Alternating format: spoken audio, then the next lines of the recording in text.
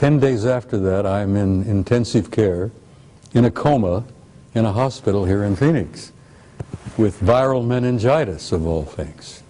My doctors called my son and my wife and said, look, we don't think he's going to make it. Because of his age, 82, meningitis is pretty well fatal. And they gave the word that they didn't expect me to go home. And my son and my wife sold my old car while I was in the hospital. Haven't forgiven them for that. And I died, sweetheart. I literally died. I was out of body. I went home.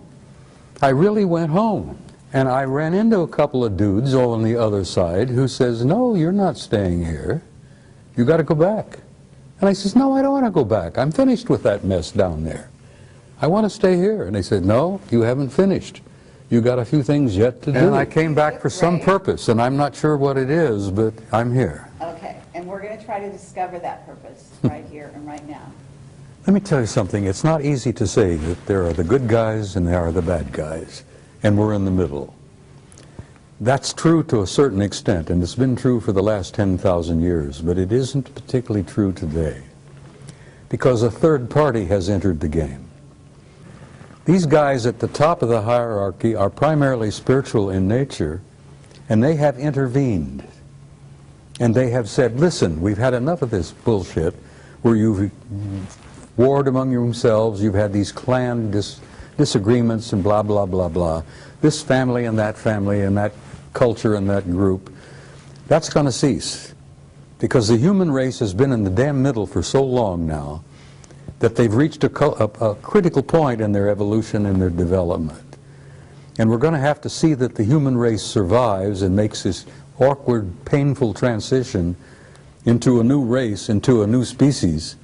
And this higher element, this higher spiritual element in the hierarchy has intervened, and they have literally said, Carrie, knock off the bullshit. We're not going to have any more of this. There's not going to be any more planetary wars. We've had enough of that. We've lost too many millions of people over the years. We're going to give them an encouragement, we're going to give them an opportunity, and we're going to assist them to make this awkward transition into a new race. And they've showed me the future, Carrie, and the future is glorious. We are going to make it, and we're going to look back at this awkward period, this blackness that we've been through for the last century or two, and we're going to look back like students of history and say, my God, look what they went through. Look what they did to each other. We're going to look back from the future into this particular time and place, and we're going to say, how in the world did they pull that off? Okay. The human race is precious. The human species is so unique. You're the most unique and precious zoological garden in this quadrant of the galaxy. Absolutely. We venerate the planet, we venerate the flora and fauna on it, and we're going to see that it survives. You human beings don't grasp who you really are. You have a unique genome that is unique in the galaxy. You're made up of the patterns and the parts and pieces and genes and whatever of at least 12 different races in the universe. And as a result of that, we think of you as unique. Like what the Sergeant Major was talking about, like I was told, that we are a race on this planet that is capable of such wonderful and beautiful things. Infinite possibilities. Absolutely. But yet we have the capability of doing such horrible things to one another. You know, yeah, we have to spiritually grow. If we don't spiritually grow, we're going to fall victim to our technology.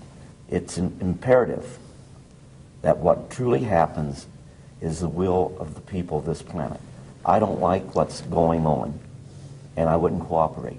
They can push the human race, the American people, whoever, just so far, and that third party is going to intervene in a big way. That crap has got to cease, and I have had the opportunity to meet guys from the higher level who said, we're not going to allow that to happen anymore.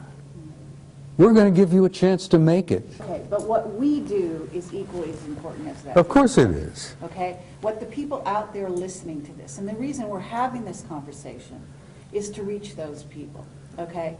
To get those people to get involved, to get them to realize that there is a war afoot.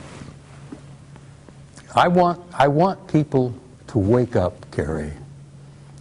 I don't speak publicly anymore. I don't travel well anymore. I'm getting old and I'm getting tired. And my patience has been stretched to its limits.